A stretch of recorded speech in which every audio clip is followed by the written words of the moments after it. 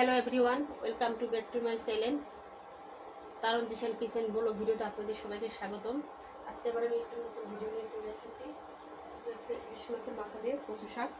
একটা প্যান বসিয়ে দিয়েছি, তার জন্য প্যানে দিয়ে দিচ্ছি কচু শাকগুলোকে আমি ভালো করে ভাপিয়ে নেব।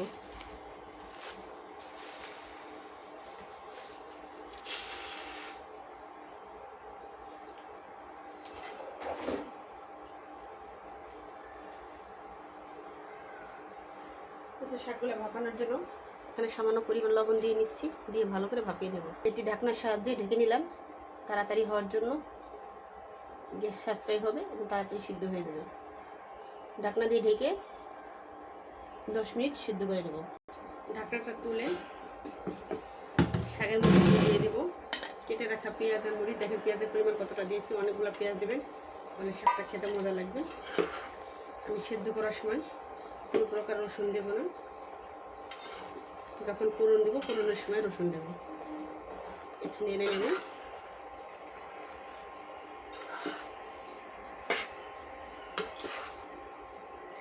সেদ্ধ করার জন্য আমি এখানে দিয়ে নিব কিছু পরিমাণ পানি, বেশি পানি দেবো না, দিয়ে নিচ্ছি একটু পরিমাণ মতো পানি, দিয়ে ভালো করে সেদ্ধ করে নেব। আবারও ঢাকনা দিয়ে ঢেকে সেদ্ধ করে নেব। ঢাকনাটা তুলে আবার একটু নেড়ে দেব। দেখেন কত পরিমাণ পানি উঠেছে।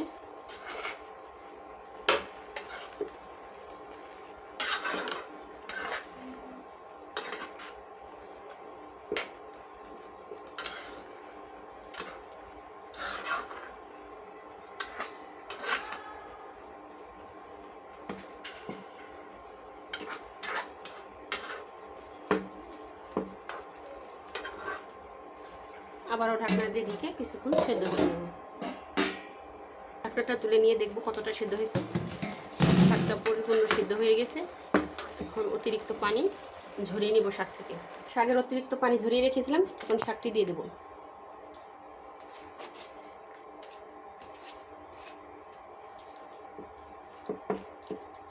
এটাকে ভালো করে আবারও সিদ্ধ করে নেব।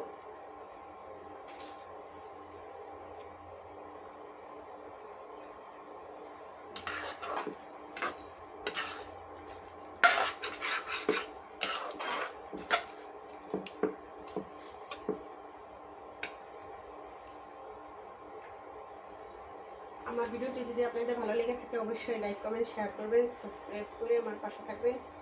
পাশে থাকা বেল বাটনটি প্রেস করে আমার সঙ্গে থাকবেন। ফিরে আসছি 5 মিনিট পরে।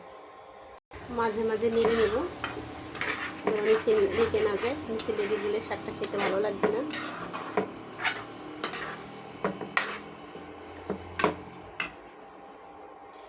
শাকটাকে আবার নেড়ে নেব, ভালো করে পানি শুকিয়ে নেব, তা নাহলে খেতে ভালো লাগবে না।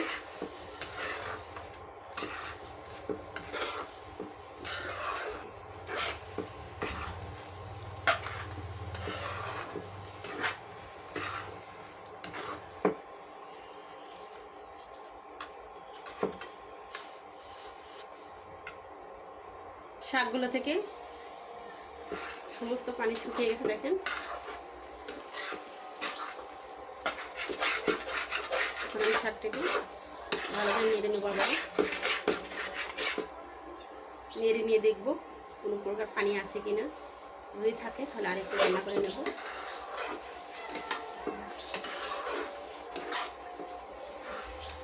ঝালটা আপনাদের মন মতো দিয়ে নেবেন, কম বা বেশি করে। আমি আমার মন মতো দিয়ে নিলাম।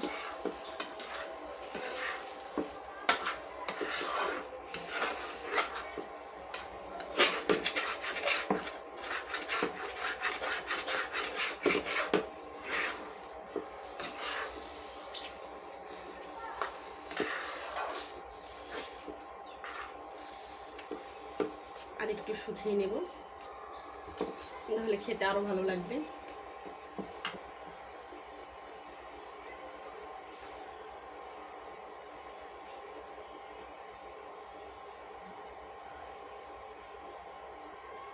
এই কচু শাক দিয়ে ইলিশ মাছের মাথা দিয়ে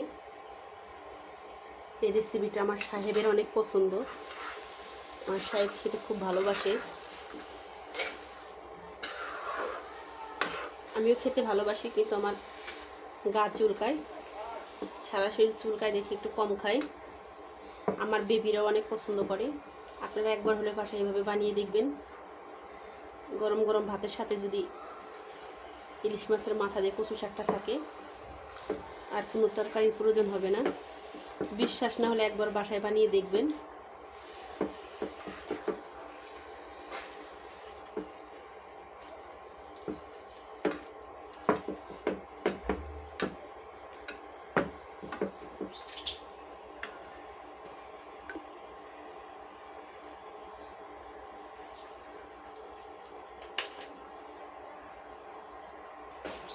দেখো বন্ধুরা, শাকের সব পানি ভালো করে শুকিয়ে গেছে। শাকটাকে আমি দেখো একদম শুকিয়ে গেছে, একটু অবশিষ্ট পানি নিয়ে শাকটাকে একটা পাত্রে তুলে নেব।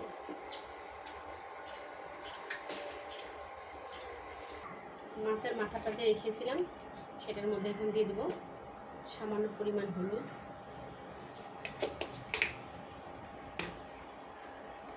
দিয়ে দেবো সামান্য পরিমাণ লবণ, দিয়ে ভালো করে মাছের মাথাটাকে হলুদ লবণ মাখিয়ে নেব। এপিট ওপিট ভালো করে মাখিয়ে নেবেন।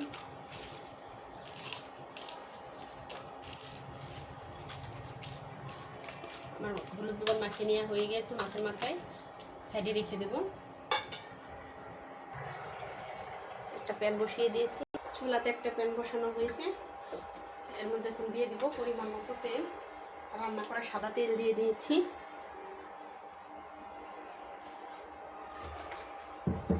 তেলটা 5 মিনিট গরম করে নিয়ে আবারও ফিরে আসবো। 5 মিনিট গরম করে নেব তেলটা। তেলটা গরম হয়েছে, এখন মাছের মাথাগুলো ভেজে নেব। একটা একটা করে মাছের মাথা দিয়ে দেবো।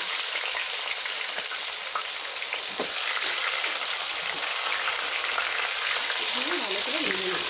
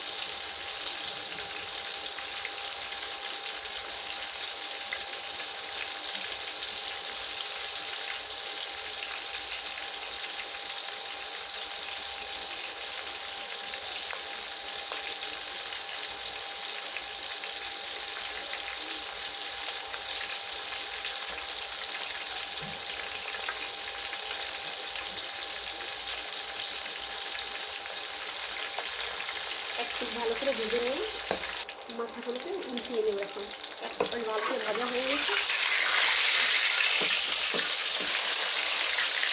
ভালো করে ভেজে নেব।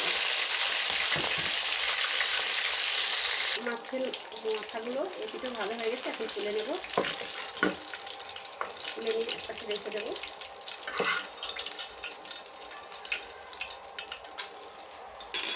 এর মধ্যে দিয়ে দেবো ফোড়ন কিছু, 3টা শুকনো লঙ্কা মাঝখানে ছিঁড়ে দিয়েছি।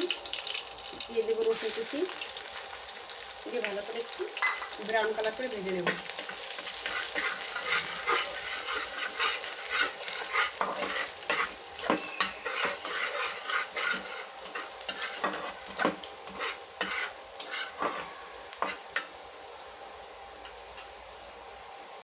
ব্রাউন কালার করে ভেজে নিয়ে এর মধ্যে দিয়ে দেবো কালো জিরা, 1/2 চামচ পরিমাণ কালো জিরা দিয়ে একটু ভেজে নেব।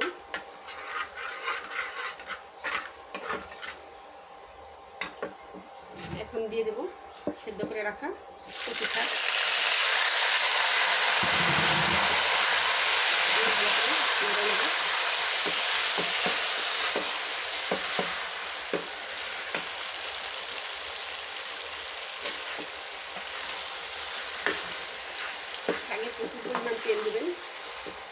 কম হলে কচু শাক খেতে বা কোনো শাক খেতে ভালো লাগে না। অন্যান্য তরকারিতে তেল কম হলে খাওয়া যায়, খেতে মজা লাগে, কিন্তু শাকে তেল কম হলে খেতে মজা লাগে না। এত তেল দেখা যাচ্ছে, নাড়তে নাড়তে দেখবেন এক সময় সম্পূর্ণ তেল শাকের সাথে মিশে গেছে, আর একটু অবশিষ্ট তেল দেখা যাবে না। ভালো করে রান্না করে নেব 10 মিনিট। 10 মিনিট পর আবারও বন্ধুরা ফিরে আসবো তোমাদের মাঝে।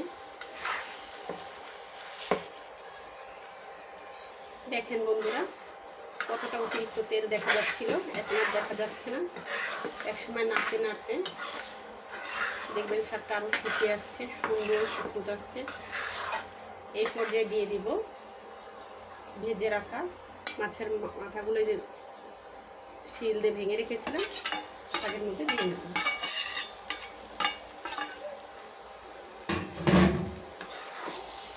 দিয়ে শাকের মধ্যে ভালো করে মিশিয়ে দেব। আপনারা চাইলে খুঁটিও ভেঙে দিতে পারেন, আমি একটু ভেঙে দিলাম স্বাদটা বাড়ানোর জন্য। যে সমস্ত শাকে একই রকম স্বাদ লাগবে ইলিশ মাছের। আপনারা চাইলে মাছের কাঁটা বেছে দিতে পারেন, কিন্তু আমি কাঁটা বেছে দিলাম না, কোনো সমস্যা নেই, আমি এমনিতে খেতে পারবো। এভাবে কেউ আরও 5 মিনিট রান্না করে নেব।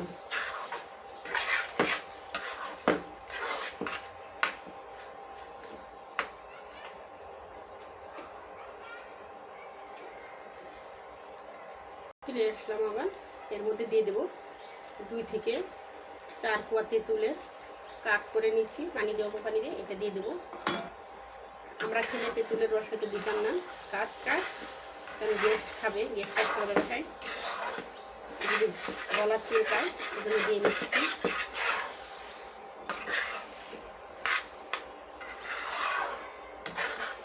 এখন আবারও ভালো করে রান্না করে নেব। একটু লবণ দেখে নেবেন, লবণটা লাগলে স্বাদ মতো দিয়ে নেবেন। দেখে নিচ্ছি লবণটা লাগবে কিনা, আর একটু সামান্য পরিমাণ লবণ লাগবে আমার, দিয়ে নিচ্ছি আর একটু সামান্য পরিমাণ লবণ দিয়ে আবারও ভালো করে মিশিয়ে দিয়ে কিছুক্ষণ রান্না করে নেব।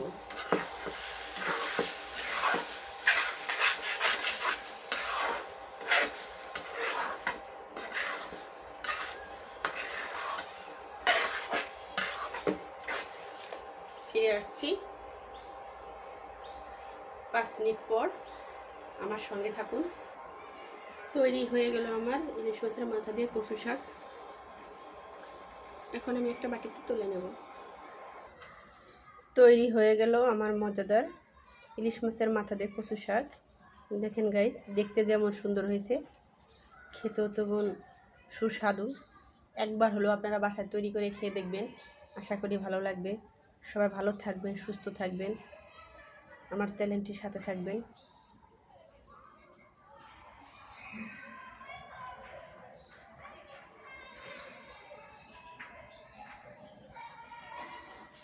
সবাইকে ধন্যবাদ।